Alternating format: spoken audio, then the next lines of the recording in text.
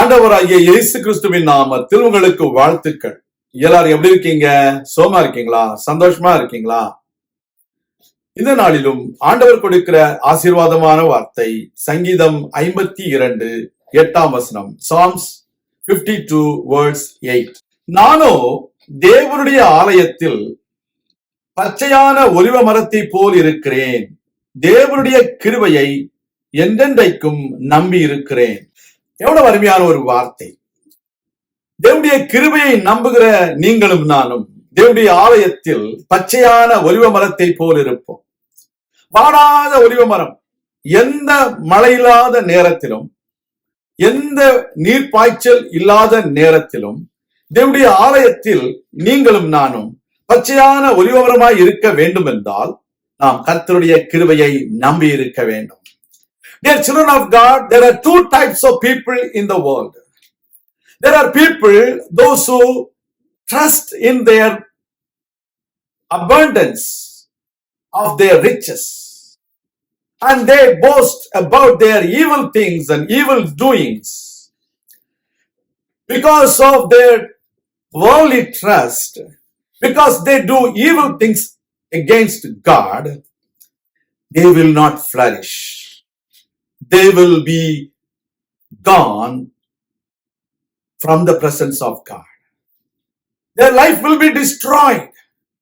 But at the same time, people, those who trust in the grace of God, like you and me, we will be like the green olive tree in the house of the Lord. கர்த்தருடைய பிள்ளைகளே, தங்களுடைய செல்வ பெருக்கை நம்பி தீவினையை நாடுகிற மனிதர்கள் நிர்மூலமாகுவார்கள் என்று வேதம் சொல்கிறது.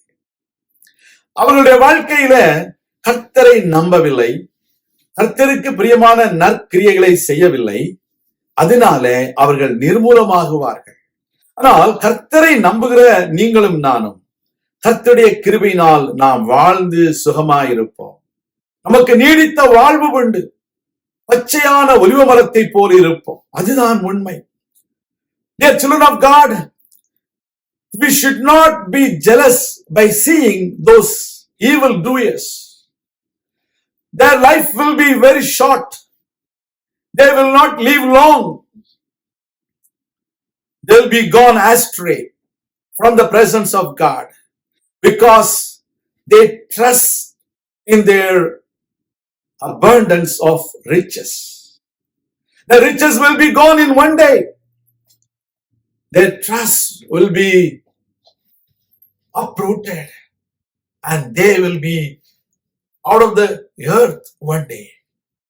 But you and me, those who believe in the grace of God, we will be like the green olive tree in the house of the Lord. செல்வ பெருக்கை நம்ப வேண்டாம், தீவினையை நாட வேண்டாம். கர்த்தருடைய பிள்ளைகள் கர்த்தருக்காக வாழுவோம். We need to live for the glory of God. The Lord will take care of our needs. The Lord will strengthen us. We don't need to seek the help of the human beings. The Lord, our God, is our help. He is our refuge.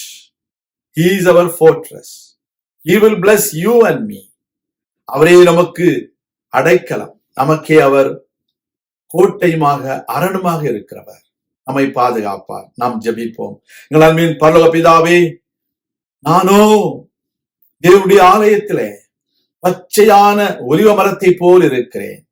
நான் தேவனுடைய கிருபையை நம்பி இருக்கிறேன் என்று சொன்னதுபடி நாங்களுடைய கிருபையை நம்பி இருக்கிறோம். நாங்கள் வேற ஒன்றையும் நம்பவில்லை. உங்களுடைய கிருபை எங்களுக்கு வேண்டும், உங்களுடைய இரக்கம் எங்களுக்கு வேண்டும், உங்களுடைய தயவு எங்களுக்கு வேண்டும். கர்த்தாவே, எங்களை நடத்தும். நாங்கள் உம்முடையவர்கள். நாங்கள் உமக்கென்று வாழ எங்களுக்கு உதவி செய்தோம். எல்லா தீவினைகளுக்கும் எங்களை விலக்கி காத்துக்கொள்ளும். அற்புத அடையாளங்களை செய்தருளும். உம்முடைய நாமத்தை மகிமைப்படுத்தும். இயேசு கிறிஸ்துவின் நாமத்தில் ஜெபிக்கிறோம் எங்கள் நல்ல பிதாவே, ஆமேன். கர்த்தர் தாமே உங்களை ஆசீர்வதிப்பாராக. ஆமேன்.